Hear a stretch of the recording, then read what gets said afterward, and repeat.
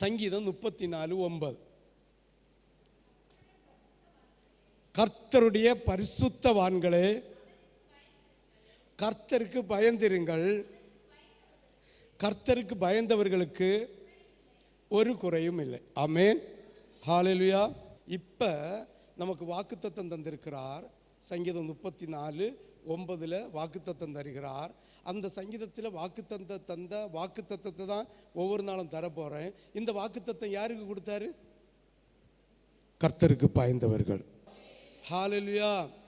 அப்போ கர்த்தருக்கு பயந்தவன் ஒருத்தன் வெட்கப்பட்டு போவதில்லை. விசுவாசிக்கிறவங்க அப்பாவுக்கு ஒரு கரந்தட்டு கொடுப்பாப்பா. கர்த்தருக்கு காத்திருப்போர் யாரும் வெட்கப்பட்டு போவதில்லை. கர்த்தருக்கு காத்திருப்போர் யாரும் வெட்கப்பட்டு போவதில்லை. துன்பங்கள் தொல்லைகள் கஷ்டங்கள் வந்தாலும் கர்த்தருக்கு காத்திருப்போர். கரங்களை தட்டு, கரங்களை தட்டு, கரங்களை தட்டு, கரங்களை தட்டு, கரங்களை தட்டு, கரங்களை தட்டு.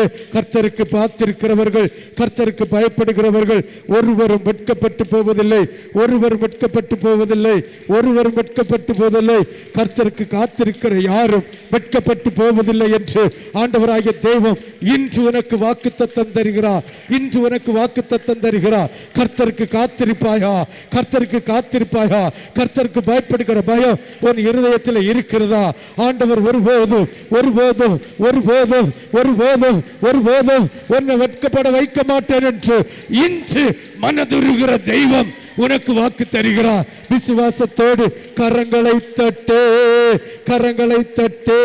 கர்த்தருக்கு காத்திருப்போர் யாரும் வெட்கப்பட்டு போவதில்லை. கர்த்தருக்கு காத்திருப்போர் யாரும் வெட்கப்பட்டு போவதில்லை.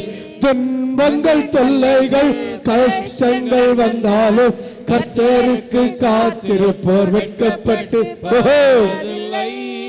துன்பங்கள் தொல்லைகள் கஷ்டங்கள் வந்தாலும் கர்த்தருக்கு காத்திருப்போர் வெட்கப்பட்டு போவதில்லை.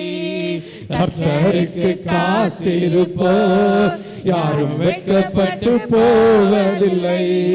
கர்த்தருக்கு காத்திருப்போர் யாரும் வெட்கப்பட்டு போவதில்லை.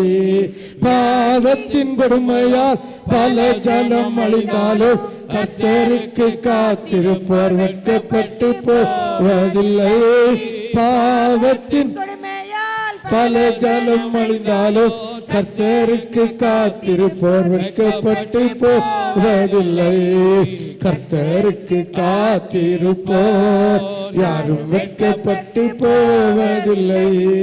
கர்த்தருக்கு காத்திருப்போர் யாரும் வெட்கப்பட்டு போவதில்லை. தேசத்தில் கொள்ளை நோய் யுத்தங்கள் வந்தாலும் கர்த்தருக்கு காத்திருப்போர் வெட்கப்பட்டு போவதில்லை. தேசத்தில் கொள்ளை நோய் யுத்தங்கள் வந்தாலும் கர்த்தருக்கு காத்திருப்போர் வெட்கப்பட்டு போவதில்லை. கர்த்தருக்கு காத்திருப்போர் யாரும் வெட்கப்பட்டு போவதில்லை. கர்த்தருக்கு காத்திருப்போர் யாரும் வெட்கப்பட்டு போவதில்லை.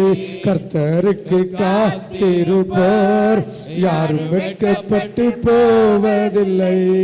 வியாதிகள் வறுமை வேதனை வந்தாலும் கர்த்தருக்கு காத்திருப்போர் வெட்கப்பட்டு போவதில்லை.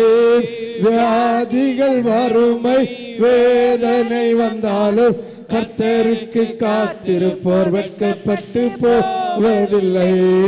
கர்த்தருக்கு காத்திருப்போர் யாரும் வெட்கப்பட்டு போவதில்லை. கர்த்தருக்கு காத்திருப்போர் யாரும் வெட்கப்பட்டு போவதில்லை. ஹல்லேலூயா, ஹல்லேலூயா. உட்காருவோம். அப்ப கர்த்தருக்கு காத்திருந்து, கர்த்தருக்கு காத்திருக்கிறேன் அர்த்தம் என்ன? பயப்படுகிறவன் அவன் தான் காத்திருக்க முடியும். இன்னை தரிசனத்தின் மூலமாக என்னுடைய கரத்தில் நீ காத்திரு, அதுதான். அப்ப காத்திருக்கிறேன்னா கர்த்தருக்கு பயப்படு என்ற அர்த்தம். ஆமென், ஹல்லேலூயா. நாள்தோறும், ஒவ்வொரு வருஷமும், ஒவ்வொரு மாசமும், ஒவ்வொரு வாரமும், ஒவ்வொரு நாளும் கர்த்தருடைய சமூகத்தில் காத்திருக்கணும். ஆமென். அப்பதான் முட்டை பொரிச்சோம், இல்லை இங்கே எல்லாம் சீ முட்டையா போகும். ஆமென். ஹல்லேலூயா, ஹல்லேலூயா. நான் நிறைய நேரம் காத்திருந்துட்டேன், நிறைய பிரசங்கம் பண்ணுறேன். என்ன நான் ஆண்டவருடைய சமூகத்தில் காத்திருக்காட்டா முடிஞ்சு, சீன் க்ளோஸ். ஆமென். யாருக்கெல்லாம் புரியுது? புரிஞ்சவங்க ஒரு அல்லேலூயா சொல்லலாமே, முழு இருதயத்தோடு ஒரு அல்லேலூயா சொல்லலாமே. சங்கீதம் 34:4 ஒரு விஷயம் வாசிக்க கேட்போம். நான் கர்த்தரை தேடினேன், செவி கொடுத்து எல்லா பயத்துக்கும் நீங்களாக்கினார். ஆமென். அப்போ கர்த்தருக்கு பயந்துருன்னு சொன்னால் மற்ற எல்லா சத்துருக்களுக்கும், எல்லா மனுஷனுக்கும், எல்லா காரியத்திற்கும் நம்மளை பயத்தை விலக்கி பாதுகாக்கிறது. பயப்பட வேண்டியது யாருக்கு மட்டும்? ஏசப்பாய் மட்டும். ஏசப்பாய்க்கு பயந்து நடந்தா மற்ற எல்லா பயத்தையும் திகிலையும் நம்ம விட்டு மாற்றுவார். ஆமென். ஹல்லேலூயா. யாருக்கெல்லாம் விளங்குது? சங்கீதம் 34:4 ஒரு விஷயம் கூட வாசிங்க பார்ப்போம்.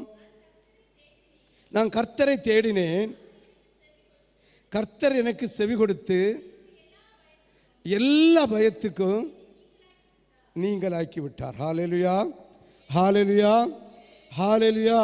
அதை தலைப்பு அதான் வச்சேன். கர்த்தருக்கு பயப்படுகிறவங்களுக்கு ஒரு குறையும் இல்லை. கர்த்தருக்கு பயப்படுகிறவங்களுக்கு ஒரு குறையும் இல்லை. ஏதாவது ஒரு குறை, ஒரு பிரச்சனை வருதுன்னா நம்ம இருதயத்தை நம்ம சோதித்து பார்த்தா போதும், கர்த்தருக்கு பயப்படுகிற பயத்தில் ஏதோ ஒரு இடத்துல விலகி இருப்போம். ஆமே, அனுபவத்தை சொல்கிறேன். ஆமே, கிட்டத்தட்ட ஒரு 18-20 வருஷம் அனுபவம். ஆண்டவரோடு நடந்து, ஆண்டவரோடு உறவாடி, ஆண்டவர் பேசின ஒரு கிட்டத்தட்ட 15 வருஷத்தையும் மேலே இல்லையா, ஒரு 18-20 வருஷத்தை அனுபவத்தை சொல்கிறேன். எப்போ நமக்கு ஒரு காரியம் வருகிறதோ, ஒரு உபத்திரம் வருதுன்னா கர்த்தருக்கு பயப்படுகிற பயத்தில் ஏதோ ஒரு ஓட்டை கிடக்குன்னு அர்த்தம். ஆமை.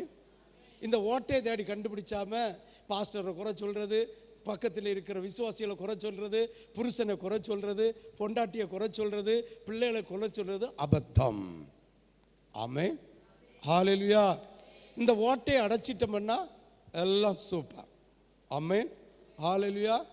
யாருக்கெல்லாம் இந்த கர்த்தருக்கு பயப்படுகிற பயம் நம்மக்கிட்ட மாறுது, அதாவது எப்போ ஒரு பிரச்சனை வருது, உபத்திரம் வருது, அப்போ நம்ம சிந்திக்கணும், ஆண்டவருக்கு பயப்படுகிற பயம் எங்கேயோ ஓட்ட கிடக்கு, இல்லை காத்திருப்பில் ஓட்ட கிடக்கு, இல்லைங்க ஜெபத்தில் ஓட்ட கிடக்கு, இல்லை குடும்ப ஜெபத்தில் ஓட்ட கிடக்கு, இல்லைங்க தனிப்பட்ட ஜெபத்தில் ஓட்ட கிடக்கு, வேத வசனத்தில் ஓட்ட கிடக்கு, ஏதோ ஒரு ஓட்ட கிடக்குன்னு உங்களுக்கு நிதானி தரைய தெரியுமா தெரியாதா? திராணி இருக்குல்ல? திராணி இல்லாதவங்க எல்லாம் சேர்ந்து பிடிச்சு 2 கரங்களையும் வானத்துக்கு நேரம் உசத்தி ஒரு கரந்தட்டு கொடுக்கலாமே. விவரம் தெரிஞ்ச கள்ளனும் கல்லியந்தான், இதில் மாற்றமே இல்லை. ஆமே, ஆமே. பாஸ்டர் ஒன்று எச்சரிக்கிறாருன்னா, இல்லாவிட்டா உங்கள் வீட்டுக்காரர் ஒரு குழப்பத்தை உண்டு பண்ணாருன்னா, நீ ஒரு குழப்பத்தை உண்டு பண்ணுன்னா, உங்கள் வீட்டில் உள்ள மாமாமாய் உண்டு பண்ணுதுன்னா, நம்ம ரட்சிப்பு, நம்ம கர்த்தருக்கு காத்திருக்கிற பயம், கர்த்தருக்கு காத்திருக்கிற நேரம், ஆண்டவருடைய முழங்கால் ஜெபம் இல்லை, இதெல்லாம் எதுலேயோ ஒரு ஓட்டை கிடக்குன்னு அந்த ஓட்டையை கண்டுபிடிச்சிட்டான் பாக்கியம். கண்டுபிடிக்க முடியுமா முடியாதா? முடியாதான்னு கேட்க. எப்படி முடியும்? ஒரு பானையில், மண்பானையில் ஓட்டை, நம்ம அதை கொண்டு ஒதுக்கி கமத்தி வச்சிருக்கிறோம். திடீர்னு ஒரு 3 பானை இருக்கிறதுல 1 எடுக்கணும். பானை வச்சிருக்க இடம் இருட்டு, பார்த்தா தெரியுமா? இருட்டில் ஓட்டையை கண்டுபிடிச்ச முடியுமான்னு கேட்க. அப்போ உன்னுடைய இருதயம், உன்னுடைய ஆவி ஆத்மா இருளுக்குள்ளே இருந்தால் ஓட்டையை கண்டுபிடிச்ச முடியாது. அந்த பானையை எடுத்துட்டு வெளிச்சத்துக்கு கொண்டு வரணும். சூரிய வெளிச்சத்துக்கு, லைட் வெளிச்சத்துக்கு கொண்டு வந்து அதை பார்த்தாதான் ஓட்டையை கண்டுபிடிச்ச முடியும். இப்போ இருள் நிறைந்த இருதயத்தை, நம்ம ஆவி ஆத்மாவை ஆண்டவர் என்கிற வெளிச்சத்தில் கொண்டு வந்தாதான் ஓட்டையை காண முடியும். ஓட்டையை கண்டா அந்த ஓட்டைக்காக ஜோம் பண்ணி அந்த ஓட்டையை அடைச்சிட்டா, கர்த்தருக்கு காத்திருப்போர் யாரும் வெட்கப்பட்டு போவதில்லை. கர்த்தருக்கு காத்திருப்போர் யாரும் வெட்கப்பட்டு போவதில்லை. துன்பங்கள் தொல்லைகள் கஷ்டங்கள் வந்தாலும் கர்த்தருக்கு காத்திருப்போர் வெட்கப்பட்டு போவதில்லை. துன்பங்கள் தொல்லைகள் கஷ்டங்கள் வந்தாலும் கர்த்தருக்கு காத்திருப்போர் வெட்கப்பட்டு போவதில்லை. இப்ப யாருக்கெல்லாம் விளங்குது? நம்ம வீட்டில் உள்ள பிரச்சனையை நம்ம சால்வ் பண்ண முடியுமா முடியாதா? முடியுமா முடியாதா? கர்த்தருக்குள்ள சால்வ் பண்ணணும்னா நீ வெளிச்சத்தின் பிள்ளையா இருக்கணும். ஆமே, இருளின் பிள்ளையா செய்யப்படாது, இருக்கப்படாது. நம்ம யார் எதை பேசினாலும் நம்ம முகம் இருள் அடைஞ்சு போகப்படாது. ஆமே, ஹல்லேலூயா. முகம் சேஞ்ச் ஆகும். அதுதான் வெளிச்சத்தின் பிள்ளைகளாக இருந்தா. வெளிச்சத்தின் பிள்ளைகளை எப்படி இருக்க முடியும்? அவர்கிட்ட காத்திருக்கணும், அவருக்கு பயப்படுகிற பயத்தில் இருக்கணும். ஆமென். யாருக்கெல்லாம் விளங்குது? விளங்குறவங்க ஒரு அல்லேலூயா சொல்லலாமே.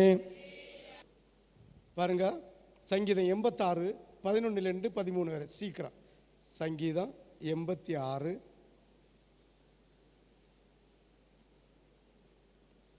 வாசிங்க. 86 11 13 வரை. கர்த்தாவே, உமது வழியை எனக்கு போதியும், நான் உமது சத்தியத்திலே நடப்பேன். நான் உமது நாமத்துக்கு பயந்திருக்கும்படி என் இருதயத்தை நான் இதே தான் நான் உங்களுக்கு சொல்லி தந்தேன். ஆண்டவருடைய சமூகத்தில் காத்திருக்கணும், ஆண்டவருடைய சமூகத்தில் பயந்திருக்கணும், ஆண்டவருடைய வெளிச்சத்துக்குள்ளே நடக்கணும். இந்த 2 வசனமும் அதே தான் இருக்கு. ஆமென். ஹல்லேலூயா. வாசிங்க பார்ப்போம்.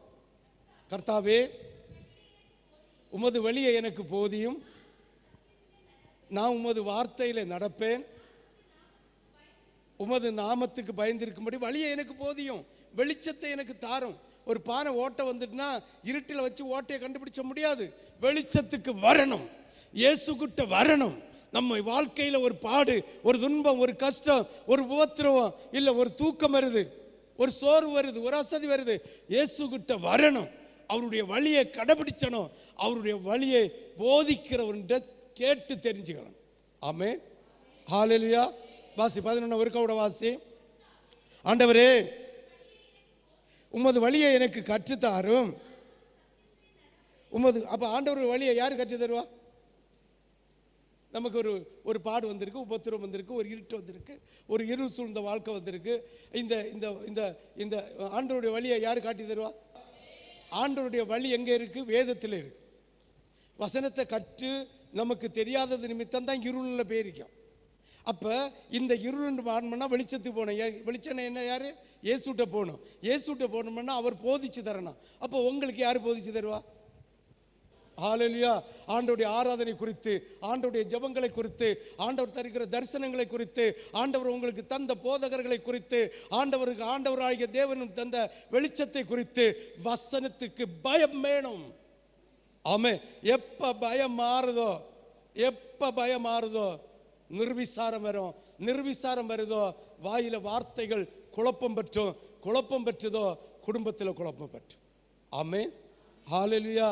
11வது வசனத்தை வாசிங்க, இனி புரியும். ஆண்டவரே, உமக்கு வழியை உமக்கு பிள்ளை மூலமாக எனக்கு போதியும். உமது அந்த பிள்ளை சொல்லிதார சத்தியத்தில் நான் நடப்பேன். நான் உம்முடைய நாமத்துக்கு பயந்திருக்கும்படி என் இருதயத்தை ஒருமுகப்படுத்தும். இருதயத்தை ஒருமுகப்படுத்தாத ஜபம், இருதயத்தை ஒருமுகப்படுத்தாத வேதம் வாசிப்பு, இருதயத்தை ஒருமுகப்படுத்தாத எந்த காரியத்தினாலும் இயேசுட்டண்டு ஒரு சுக்கு கூட பெற முடியும். எப்படி? சுக்கு சுக்கு சுக்கு இஞ்சி கதை யாருக்கெல்லாம் தெரியும்? சுக்கு சுக்கு எல்லாரும் தெரியும். அப்போ வேண்டாம், அந்த சுக்கு கூட கிடைச்சாது. சுக்கு கூட கிடைச்சாது. பெரிய இஞ்சி கிடைச்சேன்னு பார்த்துட்டு போவேன். எப்படி? பெரிய இஞ்சி இஞ்சி இஞ்சி ஒரு சுக்கம் கிடைச்சாது. ஆமே. இன்னும் ஒரு கவுட வாசி புரியும். ஆண்டவரே, உமது ஊழியக்காரன் மூலமாக உமது வழியை எனக்கு போதிச்சு தாரும். நான் உமக்கு சத்தியத்தில் நடக்கும்படி, உம்முடைய நாமத்துக்கு பயந்திருக்கும்படியும் ஒருமனப்படுத்தும். இருதயத்தை ஒருமனப்படுத்துகிறது ஒன்னால முடியாது, கர்த்தராகிய இயேசு கிறிஸ்துவினால் முடியும். ஆமே. அப்ப ஆண்டவராகிய இயேசு கிறிஸ்து அல்லாம ஒருவராலையும் நமக்கு இருதயம் ஒருமனப்படாது. ஆமென். ஆண்டவர்கிட்ட கரைஞ்சிட்டு கேட்டுட்டே வரணும். ஆண்டவரே, உமது வசனமான வார்த்தை வேணும். என்னை ஊழியக்காரன் ஏதாவது என்னுடைய இருதயம் தட்டும்படியாக, குத்தும்படியாக, இல்லை ஏதோ டச் ஆகும்படியாக ஒரு வார்த்தையை தரணும், பேசணும். ஆண்டவர், அதன் மூலமாக நான் பாரத்தோடு உம்முடைய சமூகத்தில் நிற்கணும், தரிசனத்தை தரணும், ஒருமனப்படணும்னு நீ ஆண்டவர்கிட்ட கேட்டுட்டே வந்தா, அந்த வார்த்தை நிமித்தம் உங்களை நடத்துகிற ஊழியக்காரனுடைய வாயில உங்களை போதிக்கும்படியாக, உங்களுடைய உள்ளம் உணர்த்தும்படியாக, உங்களுடைய இருதயம் தைக்கும்படியாக, ஐயோ இதை நான் செய்துவிட்டு இதை செய்தது நல்லது என்கிற சந்தோஷத்தை இருதயத்தில் தந்து ஒருவரும் அனுமதியாக ஆண்டவர் உங்களை நடத்த வல்லவராயிருக்கிறார். ஆமென். யாருக்கெல்லாம் புரியுது? புரிஞ்சவங்க எல்லாம் ஒரு அல்லேலூயா சொல்லலாமே. புரியாதவங்க எல்லாம் ஒரு அல்லேலூயா சொல்லலாமே. இனி 12வது வசனத்தை வாசி. என் தேவனாகிய ஆண்டவரே, உம்மை என் முழு இருதயத்தோடு துதித்து உமது நாமத்தை என்றென்றைக்கு மகிமைப்படுத்துவேன். அப்போ ஒருமனப்படணும்னா, ஆண்டவர் ஒருமனப்பட்டு தரிசனத்தை தர வேண்டுமானால், ஆண்டவர் ஒருமனப்பட்டு நம்முடைய விண்ணப்பத்தை கேட்க வேண்டுமானால் முழு இருதயத்தோடு. ஆமென். அப்போ ஆண்டவரை நம்ம ஒருமனப்படணும்னா முழு இருதயத்தோட, முழு ஆத்மாவோட என்ன செய்யணும்? கர்த்தரை துதிக்கணும், ஊழியக்காரன் போதிக்கிறத கேட்கணும், வெளிச்சத்துக்குள்ள நடனா, வெளிச்சத்துக்குள்ள நடந்தா நமக்கு என்ன பாடு, என்ன உபத்திரம் வந்ததோ அதை நாம் அறிந்து கொள்வோம். ஹல்லேலூயா. வாசி, இன்னும் ஒரு வசனம் கூட வாசித்துட்டு ஓடிடுவோம். சங்கீதம் 116, சங்கீதம் 116 8-9. என் ஆத்துமாவே மரணத்திற்கும் என் கண்ணை கண்ணீருக்கும் என் காலை இடதற்கும் தப்புவித்து 116 இல்லையா? 116 8-9 வாசி. என் ஆத்துமாவை மரணத்துக்கும் என் கண்களை கண்ணீருக்கும் என் கால்களை இடறலுக்கும் தப்புவித்தீர். நான் கர்த்தருக்கு முன்பாக ஜீவனுள்ளோர் தேசத்திலே நடப்பேன். ஹல்லேலூயா. அப்போ கர்த்தருக்கு பயத்தோடு இருந்து, அவருக்கு காத்திருந்து, ஊழியக்காரன் சொல்லுகிற உபதேசத்தை வழியை கேட்டு கற்றுக்கொண்டு முழு இருதயத்தோட, முழு ஆத்மாவோட கர்த்தருடைய சமூகத்தில் துதித்து ஒருமனப்பட்டா. வாசி 8-9. மரணத்துக்கு பாருங்க, இப்படி செய்த தாவீதுக்கு என்ன செஞ்சாரா? மரணத்துக்கு தப்புவித்தார். கண்ணீர், அதாவது வேதனையோடு துக்கத்தோடு அழுகிற கண்ணீருக்கு பாதுகாத்தார்.